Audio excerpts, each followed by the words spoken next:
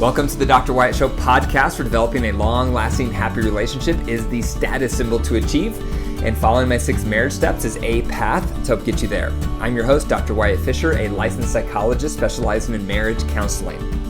Remember, you can join me on Wednesdays, Mountain Standard Time at 12 noon on my 3 social media channels on Instagram, Facebook, or YouTube.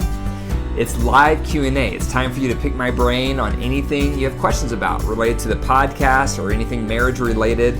Just like in high school and in college, you would go to your professor or your teacher's office hours to pick their brain. Likewise, I have office hours so you can pick my brain. So take me up on it. Today I'm going to talk about 5 vacation mistakes to avoid with your partner. Some of you may know I just got back from vacation with my partner, my wife. We went to Utah. We took a road trip to see the national parks there. And we've had a lot of vacations through the years. We've been married since 1999, and so it's given us a lot of experience with vacations together, things to do, things not to do. And I've definitely made my fair share of mistakes along the way. So I thought it'd be appropriate to put all those mistakes together to help you avoid some of those same mistakes. So to begin with, I highly recommend taking at least 1 vacation a year with just your partner. That means no kids. That means no extended family members. That means no friends. Just you and your partner. You need that once a year time with your partner on vacation to get to know each other again, to have adventures together, to recreate your friendship. So if you're not currently doing that, having a once a year vacation with just you and your partner, I highly recommend it. It can inject a lot of just positive energy back into your relationship, but you have to be careful you don't make some mistakes. And that's what I'm going to go over today. So the first mistake to avoid is not planning the vacation together. It's so easy to not plan it together. One of you might be more of the planner. And so you're the one researching, you're the one looking up everything, you're the one booking the hotel, you're the one booking the activities, and you may or may not consult with your partner. And the risk with that is if you show up to stay at that hotel or you show up to do that activity and it doesn't go over very well, or it's not a very good hotel, or it's not a very fun activity, now your partner's looking at you that you made the mistake, and then you're feeling frustrated because you put in all the work to pull off the vacation.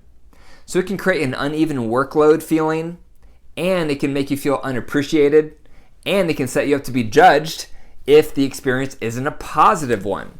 So I've had to learn this the hard way because I'm more of the planner in our marriage, and I've made the mistake a lot of times of scheduling everything, planning everything, and then it doesn't turn out very well. And then my wife wasn't very pleased, and then I felt unappreciated. And so it's led to conflict and it's led to problems. So I've learned through the years, plan the vacation together. So do that with your partner. Next time you have a vacation, sit down with your partner, decide together on what hotel you're going to stay in. Decide together what activities would be fun to do. Decide together where you want to go. So that will make both of you more equally invested, and it will share the workload, and then you're both responsible if it doesn't turn out quite as planned. Mistake number 2 is not paying for the vacation in cash. This is a common trap a lot of couples fall into, where they go into debt to pay for the vacation. That's a terrible idea, because then during the vacation, you're going to be thinking in the back of your mind, we're going into debt for this. We're going to have to make payments on this. And then when you get back from the vacation, you may have had a great vacation, but then the stress sets in of now we have to make these payments. Now we have to pay off the debt of the vacation. And it can sabotage the positive feelings of the vacation. So don't go in debt for vacations. So that may mean you have to adjust your expectations. You may want to have a luxurious beach vacation, but maybe you don't have the cash for it this year, and that's okay. Do what you can afford in cash. This last vacation my wife and I took, it was a road trip. We got in our car, we drove 9 hours to Utah to see all the national parks. So it was a very affordable vacation. We didn't have any airfare. We didn't have any car rental. The only expense we had was food, hotels, and gas, and entrance into the national parks. So it was a very affordable vacation. We did it all in cash. And so I highly recommend you doing the same thing. Don't start with what's the ideal vacation. Start with what can we afford in cash? What can we afford so that we're not going into debt, because that's going to sabotage the positive experience of the vacation. Number 3, the mistake to avoid, not resolving most of your resentments before the vacation. Don't think that you can just waltz into a vacation with lots of resentments between you and your partner. If you do that, you're probably going to have a lot of conflict on the vacation because it's concentrated time together with someone you have a lot of resentments with. That's not going to go well. So if you're in winter in your marriage, you have a lot of resentments between you and your partner, before you even think about going on vacation, work through the resentments. Doesn't mean you have to work through all of them, but you do want to work through the majority of them. So make a list of all your resentments and then use my tool, the Reunite tool. Look it up on Google, Reunite tool. Follow that method. If you can't follow that method constructively with just you and your partner, then work with one of my coaches, one of my relationship coaches, and they will train you on how to use it, and they will work with you as you go through one resentment at a time. You have to do that because, again, if you don't resolve most of your resentments before the vacation, you're going to have a lot of tension and conflict during the vacation. And I made this mistake one time. This was about 10 to 15 years ago. My wife and I were in winter. We had a lot of resentments that had not been resolved at that point. And we took this luxurious vacation to Kauai. And I was so excited to go to Kauai. I was looking forward to it. I've never been there. And I remember we took a hike on the Nepali Trail. If you've never done this hike, I highly recommend it. You hike along the coast in the jungle. So on the right, you're looking at the ocean. And then about a mile or two in, you turn left and you go into the jungle for about another mile or two. And you get to this 200-foot waterfall that's all natural, and you can swim in the pool at the bottom. But you know what? I didn't enjoy that hike because we were in constant conflict because we had a lot of unresolved resentments, and it sabotaged the entire vacation. And so even though we have a picture of that hike hanging on our wall, when I look at it, I remember, man, we were in a massive conflict during the entire hike, and it ruined the hike. Even though it was the most beautiful hike I've ever done in my life, it was sabotaged because I made the mistake of going into that vacation with a lot of unresolved resentments. So don't make the same mistake. Number 4, not discussing your expectations.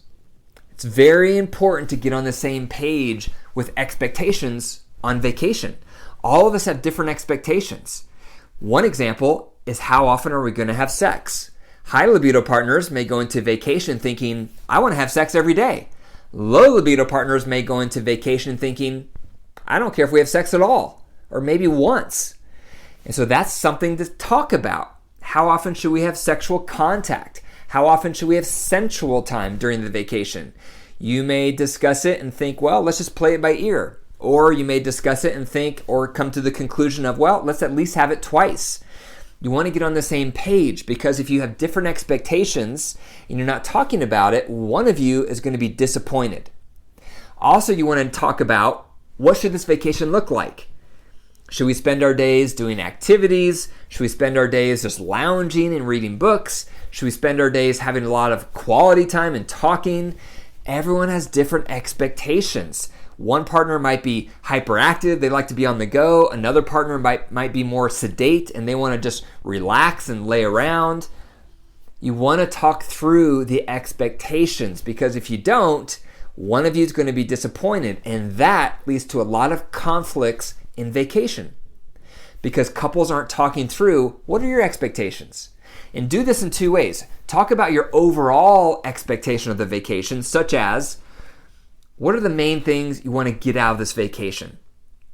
That's a great question to ask each other. What are the main things you want to feel at the end of this vacation? What are some of the top things you want to make sure we do during this vacation? What are some of the top relationship goals we should have for this vacation? talk through those questions, because that will help you develop similar expectations and to see what your partner has on their agenda. Because most of us have hidden agendas when we go into vacation. And then you want to have that same conversation every morning. So every morning when you wake up together, you want to also check in. Hey, what are your expectations for the day today? What would you love for our day to look like? What are your hopes for our day today? What should we accomplish today? How should our day look? And then you share what you would like to do for the day and what your expectations are for the day and what your ideal day would look like. So it's both an overall vacation discussion of expectations, but it's also something you want to check in with every single morning so that you develop a unified front on what the day is going to look like. Again, otherwise, you're going to have different expectations, there's hidden agendas, and then often that leads to clashing and that leads to conflict. The fifth mistake you want to avoid is not sharing power. So this comes right out of number 4. So if you're talking about all these different expectations, next you're going to have to share power because you're going to have different expectations. And so if partner A is calling all the shots on what you're doing, that's going to lead to problems. If partner B is calling all the shots, that's going to lead to problems. So as you're discussing these different expectations, then you have to share power. And you have to consider, how can we compromise? How can we meet your need for that and my need for this? What could this look like? Sometimes you may be willing to give in and let your partner have their agenda for the day, as long as the next day you're going to do your agenda. Or maybe you split the day. Maybe the first half of the day you do your partner's agenda, and then the second half of the day you do your agenda together. But this is where you share power. You want to be striking compromises. You want to have a give and take. You want to be trying to meet in the middle with both of your expectations, because that's going to lead to fulfillment for both of you. So for my wife and I, when we were in Utah, we had lots of opportunities to share power. And we were really trying to practice this. So every morning we would talk about, what should the day look like? What are your expectations? What are my expectations? My wife really wanted to hike a slot canyon. If you don't know what that is, look it up, Slot Canyon. It's a canyon that's really narrow, and it can get so narrow that you have to turn sideways and wiggle your way through. So she's always wanted to hike slot canyons, and Utah has a lot of them. And so our last day we were there, I knew she really wanted to do it, but she was starting to give up because we couldn't find anywhere we were, and she was starting to feel discouraged.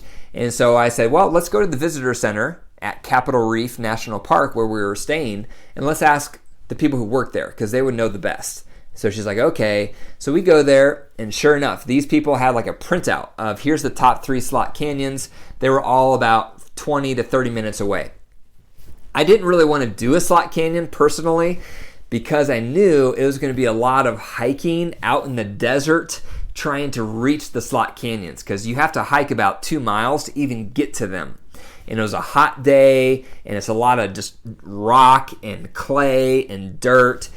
So I really didn't want to go to do the slot canyons, but I knew it was one of her hopes. It was one of her expectations.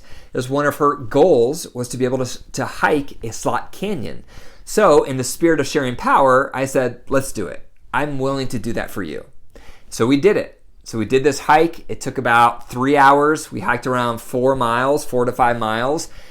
And it was hot. Felt like we were getting baked. We both got burned. But it made my wife really happy because that was part of her expectation. Part of her hope was to do a slot canyon hike. And so we did it. And I'm glad that we did because it was bonding for us. It was an adventure together. We had some great photographs. And at the end of the day, it made her happy and it was good for our marriage. And there was moments where I really enjoyed it as well. So that's an example of sharing power, checking in on expectations and then accommodating each other's hopes and expectations and trying to meet in the middle. So those are 5 mistakes to avoid when vacationing with your partner. Number 1 is not planning it together. Number 2 is not paying for it in cash. Number 3 is not resolving most of your resentments first. Number 4 is not discussing your expectations. And number 5 is not sharing power. Thank you for listening to the Dr. Wyatt Show podcast. If you enjoyed the episode, click the 5 stars and leave a review. And the best way to pay it forward is tell one person about the Dr. Wyatt Show podcast today. If you would, text someone right now about the Dr. Wyatt Show podcast. If this podcast has helped you, it's going to help them. For more marriage resources, go to my website, drwyattfisher.com. And remember, your marriage is alive. So if you nurture it and care for it, it will grow and heal. But if you deprive it and neglect it, it will wilt and die. The choice is up to you. Take care.